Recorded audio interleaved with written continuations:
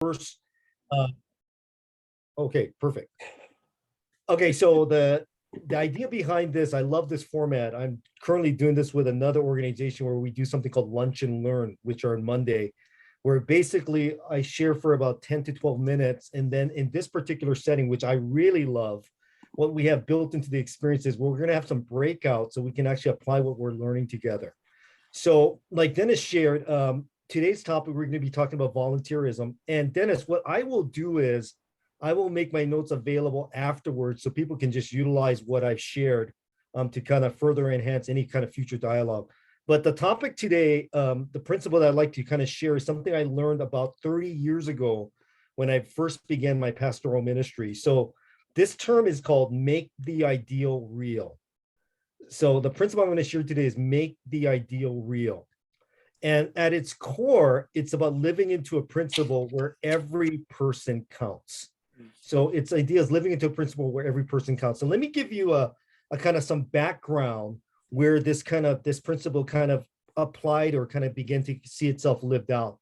It originated from a critical season in the life of a growing church that was moving into a new location where its footprint basically grew from a couple of storefronts in a strip mall to a 9-acre property, where in addition to that, we moved from an auditorium that sat 350 to one that now seated over 1,200. So that's the kind of the context where this birthed out of. And when I mean a strip mall, we just had a couple of small storefronts, maybe 2,000 square feet that we did kids ministry in. There was another area where it's kind of a hangout space, and then we had the auditorium. So that's kind of what was the current realities. And it was moving from a weekend service experience averaging from about 750 to 900 on a given weekend to one that would soon be averaging, soon within a series of weeks, from 1,400 to 1,500 on any given Sunday. And then shortly then after that went over to 2,500 to 3,000. So in view of this, we had to grow our volunteer teams exponentially. And so after various attempts of trying to build teams with minimal or no results, we came to recognize the following. So here were some of the challenges that we were facing and some of the things that we learned. First of all, the kind of asks that we were making were ambiguous, meaning that it was unclear as to what we were inviting people into. The second thing is the opportunities were incredibly uninspiring. We recognized that we were not giving people a compelling reason to join. Now, we were clear in what the opportunity was, but it lacked inspiration. And thirdly, the investment level on the part of the potential participant was wanting. So the question I'm sure they were surfacing is, how will I joining this team really make a difference? So those were kind of some of the things we surfaced. So it was through this that we learned a valuable lesson on the power of numbers, how the specificity of how the numbers were presented could bring not only greater clarity and also present a compelling why behind their need to be a part of such an opportunity. So in making the ideal real, at its core, we are simply doing this. We are determining the ideal number of team members we need to provide the quality of service we desire for our guests or whomever we may be serving. So again, behind this principle is making the ideal real is simply determining the ideal number of team members we need to provide in order to execute a certain quality of service we desire for our guests or whoever we may be serving. Now, as simple as this sounds, it requires some consideration because over time, and I believe I've fallen into this trap as well, we have grown accustomed to making do with less than optimal personnel and or conditions. And instead of having a vision of what it would be to provide service under ideal circumstances, we have accepted current conditions as the norm. And at the core of this, we have to overcome a mindset of what do we need to do to simply get by. So this idea, making the ideal real involves 3 initial steps. So first step number 1 is asking ourselves, what is the ideal amount of team members that we would need to provide? And I'll let you fill in the blank, this level of service to our guest. So what is the ideal amount of team members that we would need to provide in order to provide and you fill in the blank, this level of service to our guests or our participants. And what I would ask in this step is a couple of things. Number one, dream big. Number two, create ownership by having the specific leader or key participants come up with the ideal number. So the way I've worked this in the past is whatever the team direct oversight, they were responsible with coming up with the ideal number. Number three, do not let present constraints or conditions influence the number you come up with. And let me repeat that. Do not let the present constraints or conditions influence the number you come up with. So here's what I mean by that. Oftentimes, as we come up with a number, immediately the objections surface. And we begin to say things like, well, we could never do it with the current attendance we have. We could never do it under the current conditions that we're living in. But I want to remember or remind us that we're talking about the ideal.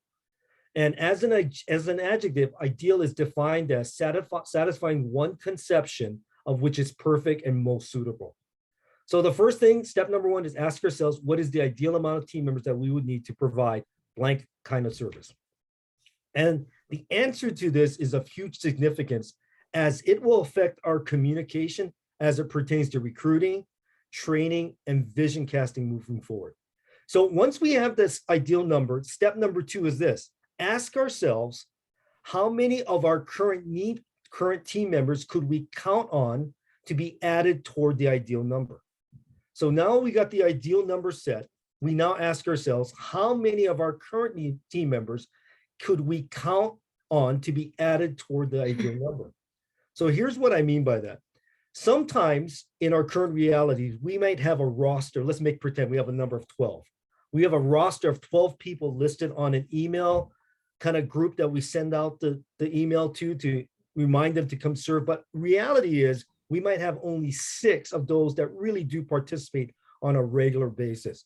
So the idea is we want to find out, step number two is again asking ourselves, out of that 10 to 12 as an example, how many of those people can we really count toward that ideal number? And then step number three is simply this: subtract the current total number from the ideal number. So what we do is we simply figure out what that ideal number is, and we simply subtract our current number from that number. So using that example, just suppose that we say, ideally, we will need 14 team members to provide X level of service. Then and we recognize we have 6 current team members. So we simply subtract the 6 from the 14. And moving forward, we know we need 8 more team members to create an ideal circumstance. Now, this sounds really easy and simple, and it should be. So what's next? As I mentioned, the answer to this question will affect our communication in respects to recruiting, training, and vision casting. So let's start with recruiting. Using that example of 8, when we recruit, now we become very specific. So instead of saying we need, for example, we need more greeters, we could now say we're trying to recruit a team of 8 new greeters. And then you fill in this description of what they would be doing. Now, here's where the idea of every number counts. So let us suppose in our current recruitment cycle, like we put on an opportunity for 3 weeks, and we say that we need 8 new greeters, and we describe the compelling desired outcome for these particular greeters. And let's just suppose we get only 2 people who respond.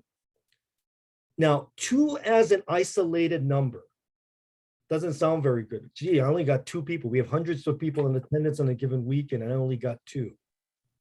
However, when we know that the goal is 8, all of a sudden those numbers count, because those 2 people put us 25% forward toward our goal of reaching 8 new team members. Does that make sense? That when we have the goal of 8, every person begins to count because they are now being added or helping us subtract the total ideal number of teammates that we actually need.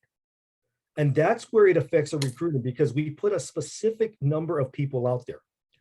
Now, regarding training, how does that affect our communication?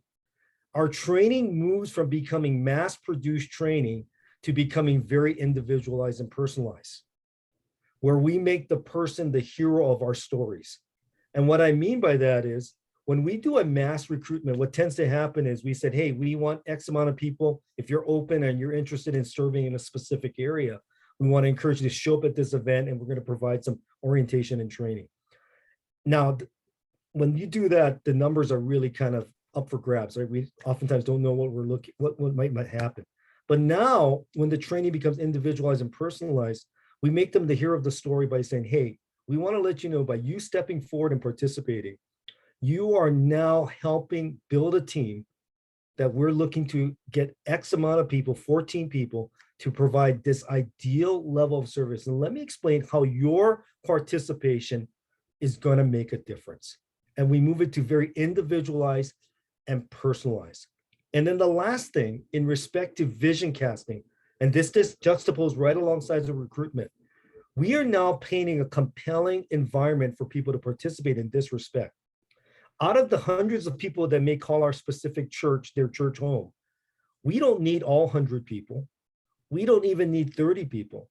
All we need is 8 people. And will you be a part of those 8 people that will help fulfill this particular vision to provide this level of service to this particular group of people? Now, you might be saying, why does the specificity of numbers matter? Well, here's a couple of reasons. You know, for instance, when we're serving in the kids space, and my wife used to be a children's ministry director as well, whenever you present an opportunity, especially in the kids space, just using an example, we say we need more volunteers. The idea of more can be incredibly challenging. So let me give an example. How many of us have seen the movie Kindergarten Cop? Raise your hands if you've seen it. Okay, great movie. So Kindergarten Cop, movie about Arnold Schwarzenegger. He says that he has to go undercover as a teacher. And there's a scene in this movie where one of the other teacher comes to check up on him. And the teacher says, kindergarten is a lot like the ocean, where you never want to turn your back on it. And Arnold kind of chuckles and says, I got this handled. And then immediately when he turns around, he sees the complete chaos. Well, sometimes when we present nebulous numbers like more, that's the kind of picture people have in their mind that they're being invited into. I know that's being a little bit extreme, but when we get very specific numbers, they can begin to make sense for people. Wow, this is a team that doesn't need a gazillion volunteers, or I might be the only one back in a room, but all of a sudden they begin to think very specifically, this is something that not everybody can do, but I can do. So let me just share the power of numbers. If, for example, I had a 6th grader who's 11 years old, and I tried to explain the difference between a million seconds and a billion seconds, does that make any sense for a 6th grader? A million seconds versus a billion seconds? Probably not, right? A million seconds, a billion seconds. But if I explained it to him in this respect, a million seconds would be 11 days from now. And 11 days from now, guess what you're going to be having in your school lunch? You'll get to have pizza again in your school lunch. That's a million seconds. If I suggested to them a billion seconds be defined as this, the next time a billion seconds turns around, you're going to be 43 years old. All of a sudden, the specificity of the number makes sense. So when we begin to get very specific on what we're looking for, all of a sudden, I'll just use the example of kids in this particular example. If we recruit by saying, hey, we need 3 more teachers to invest in the lives of young people from the kindergarten age below, so we can get an adult ratio from 1 to 4 kids. All of a sudden, we're presenting a compelling picture for someone that says, number one, I can do 1 to 4. And I like the idea that it can have a positive influence on 3 to 4 kids. So anyway, that's the whole idea of make the ideal real. And so what I'd like for us to do is, in your respective area, we're going to break this up into probably 2 different groups here. I'd like us to begin by asking ourselves to wrestle with the question, ideally in our current realities, step number 1, and we'll do this together as a group, break up in groups, is what is the ideal number we need in our current serving reality? Then I'd like you to begin to address number 2. Step number 2 is then begin to ask them or discuss among yourselves, how many ideal team members can we count at this given reality toward that number? And then do step number 3. In view of this, how many team members do we actually need to begin to recruit for? And by doing so, we live into this concept of making the ideal real. So Dennis, I'm going to turn it back to you at this point to break us up into groups.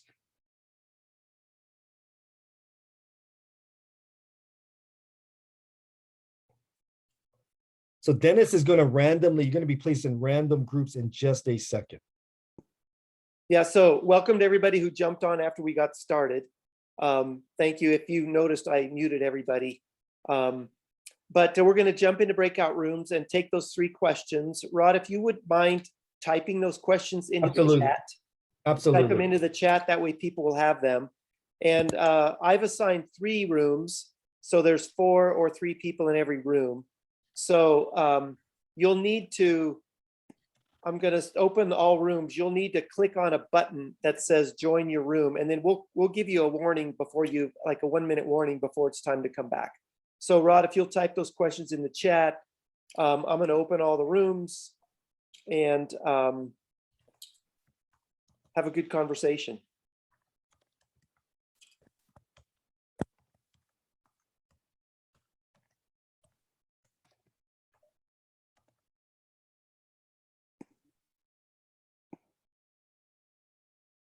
Hey, you guys. Well, thanks for doing it. Whoa.